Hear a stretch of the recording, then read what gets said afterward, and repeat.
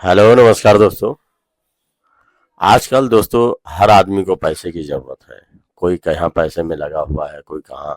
आजकल इंटरनेट का ज़माना है, जो देखो इंटरनेट पे ज़्यादातर खोज खबरें करता है और पैसे कमाने के बारे में ज़्यादा सोचता है। तो ये दोस्तों ऐसे ही एक कहानी है जो भोपाल की है, आप लोग को सुनाने जा रहा हूँ। ये सुनिएगा और बताइएगा कहानी आप लोग को कैसे लगी। और अगर कहानी आप लोग को अच्छी लगे, लाइक शेयर कमेंट जरूर करिएगा और हमारे चैनल को छोटा सा सब्सक्राइब कर दीजिएगा। और ये कहानी आप लोग को कैसे लगी ध्यानपूर्वक सुनिएगा। तो दोस्तों ये कहानी है भोपाल की, हुसैनाबाद की।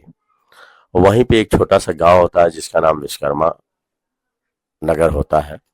वहीं पे एक औरत होती है जिसकी उम्र 32 साल होती है। उसका नाम सना परवीन होता है।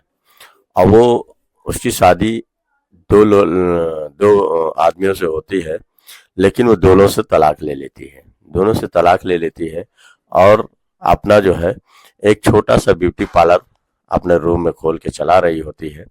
और उस ब्यूटी पार्लर में ज़्यादातर लड़कियां और लड़के आते थे। तो वहीं के बगल के ही लोग, आसपास के लोग सोच रहे थे कि ऐसा ये कौन सा धंधा करती है कि इसके पास जो है आए दिन कोई ना कोई लड़की या कोई ना कोई लड़का आया करता है। तो ऐसा कोई गड़बड़ धंधा तो नहीं है, क्योंकि सब जो है छोटे छोटे कपड़े पहन के आती थी लड़कियां। और ज्यादातर उनका जो है शरीर नंगा दिखाई पड़ता था। तो इस पर से जो है वो सोच के बहुत परेशान हो जाते थे अगल बगल के लोग कि इसमें मैटर कुछ और है। हमें लगता है कि कुछ देह व्यापार का धंधा हो रहा है। तो जाके बगल में थाने में ही वो जाके दो तीन लोग गांव के उसके आसपास के लोग जाके बताते हैं कि ये विश्वकर्मा नगर क्षेत्र से हम लोग आए हैं। वहीं पे एक औरत है जिसकी उम्र जो है 32 साल के लगभग है। उसका नाम सना परवीन है। और वो हमें लगता है कुछ गलत धंधा कर रही है। तो इस बात पे वहां पे जो दरोगा होते हैं वो सोच में पड़ जाते हैं। कहते हैं कि ऐसा क्या है कि ऐसे डायरेक्ट किसी पे हमला नहीं किया जा सकता है। वो कुछ बोलती नहीं है और पुलिस और कहती है कि, और छोड़ने के बाद वो कहती है ठीक है आप लोग जाइए, मैं इसके पता लगा के 2-3 दिन में इसके खिलाफ कुछ करता हूँ। तो दो मुखबिर जो है वहीं पे घूम रहे होते हैं। और सबसे बड़ी चीज है कि वहां पे जब लड़कियां आती हैं गाड़ियां से, बड़ी बड़ी गाड़ियां से आती हैं, तो वहां पे देह व्यापार हो रहा होता है। और वो सब मुखबिर देख लेते हैं और देखने के बाद जाके वहां के दरोगा को बताते हैं कि सर वहां पे बात वो बिल्कुल सही कह रही थी। आसपास के लोग वहां पे कुछ देर व्यापार चल रहा है। तो इस बात पे जो है पुलिस जो है वहां जाके दबिश देती है। और जाने के बाद जो है पहुंचती है और दरवाजा खटखटाती है तो कोई खोलता नहीं है। तो वो कहती है खोलो, तुम्हारे कस्टमर आए हैं और तुमसे मिलना है। तो इस बात पे वही जो सना होती है वो कहती है आ रही हूँ। आके वही दरवाजा खोलती है और जब जैसे ही दरवाजा खोलती है तो वहां पे 5-6 पुलिस वाले इधर उधर से घेर लेते हैं। और घेरने के बाद जो है वहां पे 5 लड़के और 5 लड़कियां होती हैं जो कि अलग अलग वहां पे बिस्तर लगा होता है। और सब जो है जो है नंगे और कपड़े उतरे हुए होते हैं। तो जो देखते हैं तो कुछ लोग सब अपने अपने कपड़े ढाक लेते हैं, नंगा बदन पे जो है कपड़े डाल लेते हैं। और डालने के बाद जो है पुलिस जब सबको एक एक पकड़ती है और पकड़ने के बाद जब पूछताछ करती है कि तुम लोग यहाँ कैसे आए हो, तो वो कुछ लड़के उसमें से बोलते हैं कि सर मैं कल इनकी बर्थडे पार्टी थी और हम लोग बर्थडे पार्टी में आए हुए थे और वहीं रात हम लोग रुक गए हैं। और ये लोग कोई और नहीं, ये हमारी लोगों की पत्नियां हैं।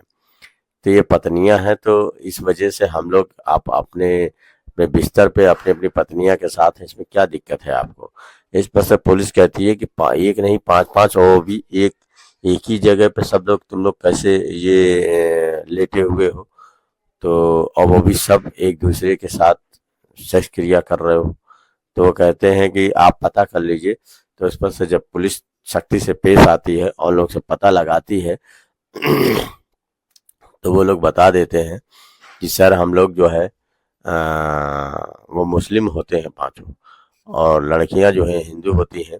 तो पूछते हैं तो बता देते हैं कि मैं सर यहाँ पे आया करता था और हम लोग जो है यहाँ पे जिस्मानी धंधा करते हैं और यहाँ पे हम पैसे दे के आए हैं। तो इस पर से जो है सना सख्ते में आ जाती है, क्योंकि सना को जब पकड़ते हैं तो सना से पूछते हैं ये सर, इस धंधा को करते हुए आज मुझे 5 साल हो गया है और मैं 5 साल से धंधा कर रही हूँ। मेरी 2 शादियां हुई थी, दोनों पति मेरे सही नहीं निकले, तो मैंने पतियों को तलाक दे दिया है और मैं अकेले ये धंधा करती हूँ। शुरू में जब मैं ये धंधा करने गई तो मैं अपना ही देह व्यापार करती थी, अपना ही करती थी। लेकिन जब मैंने देखा कि कुछ लड़कियां भी जिसको पैसे की जरूरत होती थी हमसे बात करती थी, और बात करने के बाद जो हमारे पास आती थी तो हम उन्हें पैसे भी देते थे और वो उस चरम सुख भी लेती थी, मतलब इसका फायदा भी उठाती थी। तो जब मैं किसी से आज तक जोर जबरदस्ती नहीं करी हूँ, जो लोग आती थी अपने ही फोन करके आती थी।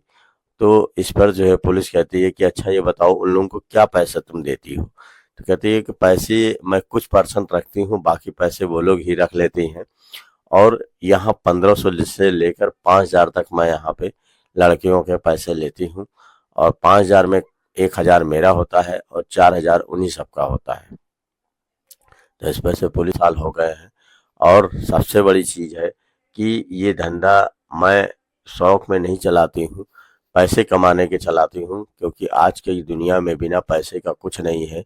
और मैं जब काम के लिए निकली तो लोग गंदी निगाह मेरे ऊपर रखने लगे। तो मैंने सोचा कि गंदी निगाह रखते हैं, इससे अच्छा मैं ऐसा काम कर लेती हूँ कि लोग मुझे गंदी निगाह से देखना ही बंद कर देंगे। क्योंकि ये एक ऐसी चीज है कि जब इस मैदान में आप उतरेंगे तो पूरी तरीके से लोग खुल जाते हैं और गंदी निगाह रखते ही नहीं हैं। तो इसी वजह से मैं ये काम करने लगी। तो इस बात से पुलिस कहती है कि देखो ऐसा है कि ये काम तो गलत है, और सबको जो है पकड़ती है। और पकड़ने के बाद दो वहाँ पे जो है लड़कियां, उसमें साउथ अफ्रीकन भी रहती हैं, तो वो उनसे भी पूछताछ करती हैं कि तुम लोग यहाँ पे कैसे आ गई। तो वो कहती हैं कि मैं आई थी, मुझे पैसे की बहुत सख्त ज़रूरत थी और दिल्ली में आई थी मैं अपना एक चेकअप कराने के लिए, डॉक्टरी इलाज कराने के लिए, और वहीं से मुझे पैसे की कमी पड़ गई। तो मुझे किसी ने एक बताया कि यहाँ पे एक लड़का है राशिद। मैं उससे पूछी कि यहाँ पे कहीं कोई कमरा मिल जाएगा, तो वो बताने लगा कि सब अगर पैसे की कमी है तो बताइए, तो मैं आपका काम करवा देता हूँ। तो उसने ही मुझे सना परवीन जी का नंबर दिया और बात करवाया, तो वही लड़का ही मुझे लेके आया है। और ये लड़कों का ही काम था कि ये लड़के फंसाते थे लड़कियों को, फंसाने के बाद जो है सना परवीन को हाथ जो है सौंप देते थे और इन लोगों से बातें करवाते थे। तो पुलिस जो है इनको पकड़ के ले जाती है और सबको जो है चार्जशीट तैयार करती है और जेल भिजवा देती है। और जो राशिद नाम का लड़का है उसको दबिश देती है, पकड़ने की कोशिश करती है, लेकिन वो पकड़ में नहीं आता है। तो उसके खिलाफ भी ये कई जगह जो है पुलिस पकड़ने की कोशिश करती है, लेकिन पकड़ में नहीं आता है। तो दोस्तों ये सबसे बड़ी चीज़ है कि कई बार पकड़ने की कोशिश करने के बाद भी वो पकड़ में नहीं आता है, और लेकिन बाकी लोगों को ये पुलिस सबको जेल भेज देती है।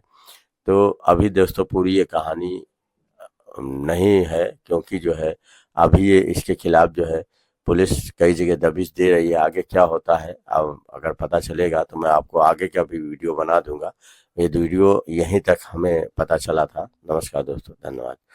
दोस्तों सबसे बड़ी चीज़ है पैसा कमाने के लिए मैं कहना चाहता हूँ कि सब रास्ते अनेक हैं, बहुत से हैं, लेकिन आदमी को गलत धंधा नहीं चुनना चाहिए।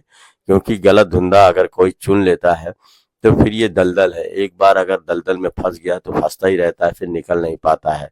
वैसे भी पैसा कमाने के लिए और भी रास्ता है, क्योंकि गलत धंधे का जो तरीका होता है, पैसा चाहे आप जितना कमा लीजिए, लेकिन अगर एक बार पकड़े गए तो सब इज्जत भी जाएगी, पैसा भी जाएगा, शोहरत भी जाएगा और बेइज्जती भी होगी। तो बहुत गलत है। आप लोग अच्छा ही धंधा करिए, इस तरीके के घिनौने काम से दूर रहिए। और दूसरी चीज़ है, अगर कोई कर रहा है तो उससे सजग रहिए और उस पुलिस को एहतियात कराइए।